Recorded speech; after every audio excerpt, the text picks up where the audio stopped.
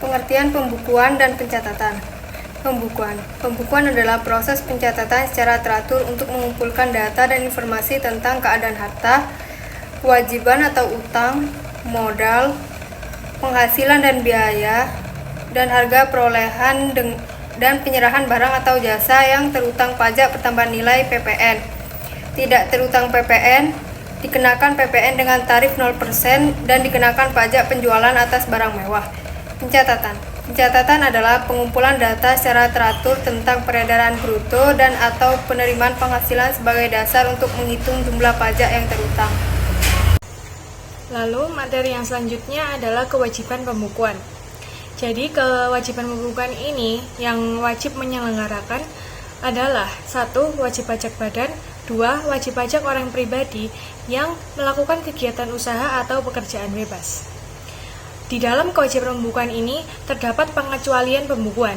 Wajib pajak yang dikecualikan dari kewajiban menyelenggarakan pembukuan tetapi wajib melakukan pencatatan adalah sebagai berikut.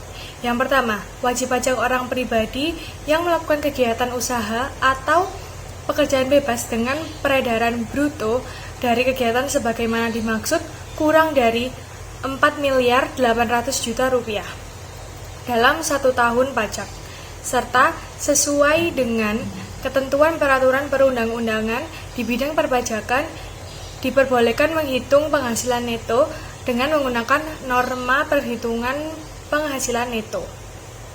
Lalu yang kedua adalah wajib pajak orang pribadi yang tidak melakukan kegiatan usaha atau pekerjaan bebas. Yang ketiga adalah wajib pajak orang pribadi yang memenuhi kriteria tertentu yakni sebagai berikut. A. Melakukan kegiatan usaha atau pekerjaan bebas. B. Peredaran bruto dari kegiatan sebagaimana dimaksud secara keseluruhan yakni 1. Dikenai PPh bersifat final dan objek pajak. 2. Tidak melebihi 4.800.000.000 rupiah dalam 1 tahun pajak. Lalu yang selanjutnya adalah syarat-syarat penyelenggaraan pembukuan. Yang pertama adalah harus dilandasi oleh itikat yang baik, yakni diselenggarakan memerhatikan itikat baik dan mencerminkan keadaan atau kegiatan usaha yang sebenarnya. Lalu yang kedua adalah konten pembukuan.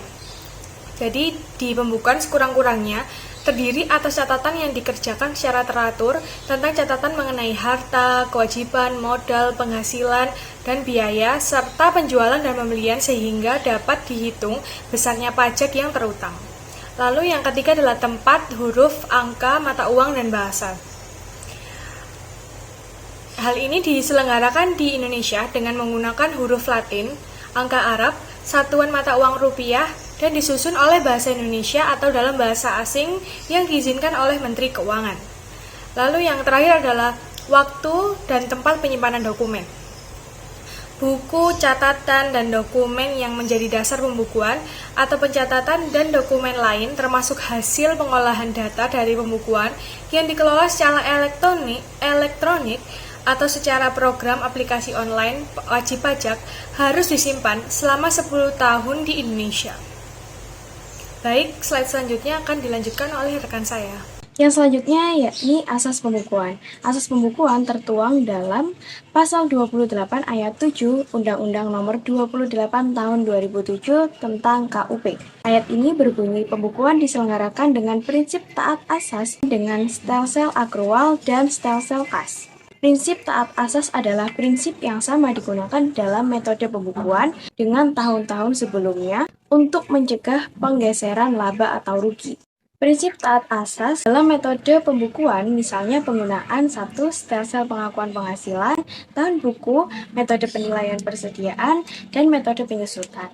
Dalam kaitannya dengan perpajakan, pembukuan digunakan sebagai dasar untuk menyusun laporan keuangan berupa neraca dan laporan laba rugi untuk periode tahun pajak tersebut.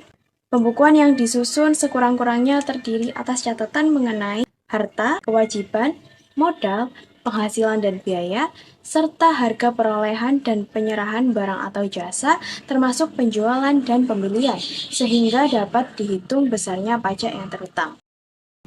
Nah, yang selanjutnya yaitu bentuk dan tata cara pencatatan bagi wajib pajak orang pribadi. Yang pertama yaitu wajib pajak yang boleh menyelenggarakan pencatatan. Pencatatan wajib dilakukan oleh yang pertama yaitu wajib pajak orang pribadi yang melakukan kegiatan usaha atau pekerjaan bebas yang diperbolehkan menghitung penghasilan neto dengan menggunakan norma penghitungan penghasilan neto berdasarkan pasal 14 ayat 2 Undang-Undang Pajak Penghasilan. Kemudian yang kedua yaitu wajib pajak orang pribadi yang tidak melakukan kegiatan usaha atau pekerjaan bebas. Yang selanjutnya yaitu syarat-syarat pencatatan.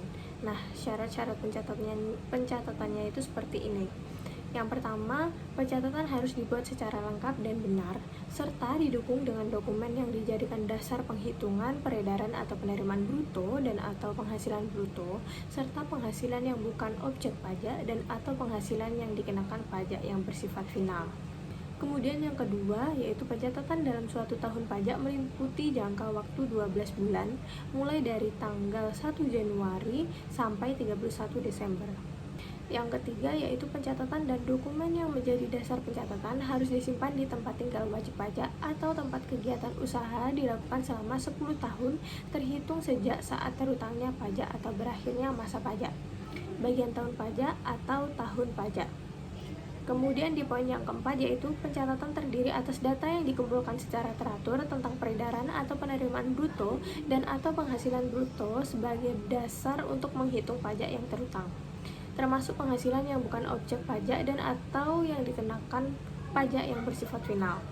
Kemudian yang kelima yaitu pencatatan sebagaimana harus dapat menggambarkan jumlah peredaran atau penerimaan bruto dan atau jumlah penghasilan bruto serta penghasilan yang bukan objek pajak dan atau penghasilan yang dikenakan pajak yang bersifat final sehingga dapat dihitung besarnya pajak yang terutang. Kemudian yang terakhir yaitu bagi wajib pajak yang mempunyai lebih dari satu jenis usaha dan atau tempat usaha, pencatatan harus dapat menggambarkan secara jelas jumlah peredaran atau penerimaan bruto dari masing-masing jenis usaha dan atau tempat usaha yang bersangkutan. Yang selanjutnya yaitu tata cara pencatatan. Nah, tata cara pencatatannya itu seperti ini. Yang pertama, wajib pajak orang pribadi yang melakukan kegiatan usaha atau pekerjaan harus mencatat peredaran atau penerimaan bruto dan penghasilan yang bukan objek pajak dan atau penghasilan yang dikenakan pajak yang bersifat final dengan bentuk dan tata cara sebagaimana yang ditetapkan dalam keputusan Direktur Jenderal Pajak. Kemudian yang kedua yaitu wajib pajak orang pribadi yang tidak melakukan kegiatan usaha atau pekerjaan bebas harus mencatat penghasilan bruto dan penghasilan yang bukan objek pajak dan atau penghasilan yang dikenakan pajak yang bersifat final dengan bentuk dan tata cara sebagaimana yang ditetapkan dalam keputusan Direktur Jenderal Pajak. Baik, materi selanjutnya yakni pembukaan dalam bahasa asing. Yang pertama ada wajib pajak dalam rangka penanaman modal asing, yaitu wajib pajak yang beroperasi berdasarkan ketentuan undang-undang yang mengatur mengenai penanaman modal asing.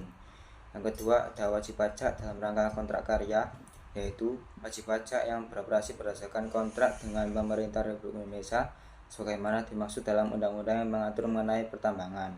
Yang ketiga ada wajib pajak dalam rangka kontrak bagi hasil, yaitu wajib pajak dengan yang beroperasi berdasarkan undang-undang yang mengatur mengenai pertambangan minyak dan gas bumi. Yang keempat ada bentuk usaha tetap, yaitu bentuk usaha sebagaimana dimaksud dalam pasal 2 ayat 5 Undang-Undang Pajak Penghasilan atau menurut perjanjian penghindaran pajak berganda atau P3B yang terkait.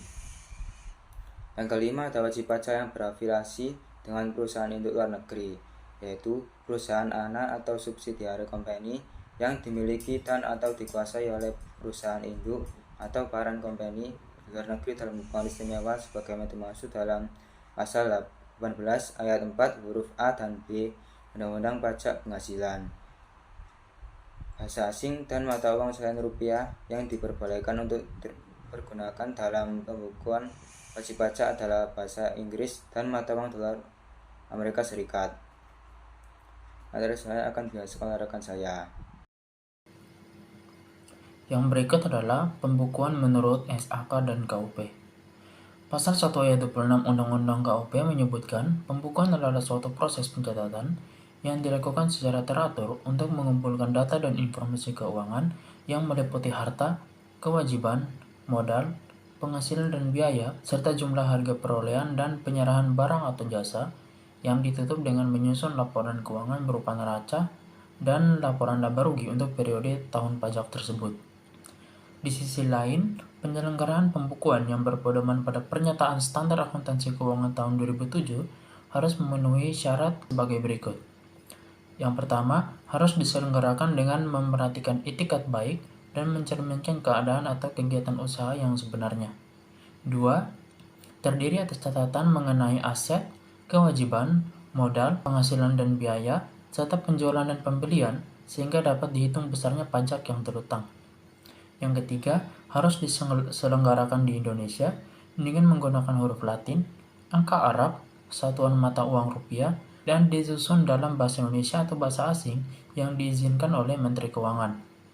4. Buku-buku, catatan-catatan, dokumen-dokumen yang menjadi dasar pembukuan atau pencatatan, atau dokumen lain, wajib disimpan di Indonesia selama 10 tahun, yaitu di tempat kegiatan atau di tempat tinggal bagi wajib pajak orang pribadi, atau di tempat kedudukan bagi wajib pajak badan.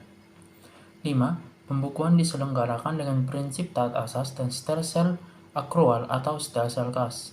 Apabila terjadi perubahan metode pembukuan dan atau tahun buku harus mendapat persetujuan dari Direktorat Jenderal Pajak. Yang berikut adalah sanksi hukum pembukuan.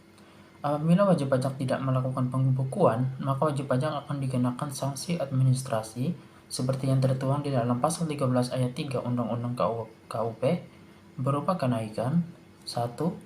50% dari pajak penghasilan yang tidak atau kurang dibayar dalam 1 tahun pajak. 2. 100% dari pajak penghasilan yang tidak atau kurang dipotong, tidak atau kurang dipungut, tidak atau kurang disetorkan dan dipotong, atau dipungas tetapi tidak atau kurang disetorkan. Dan yang ketiga, 100% dari pajak pertambahan nilai barang dan jasa, serta pajak penjualan atas barang mewah yang tidak atau kurang bayar.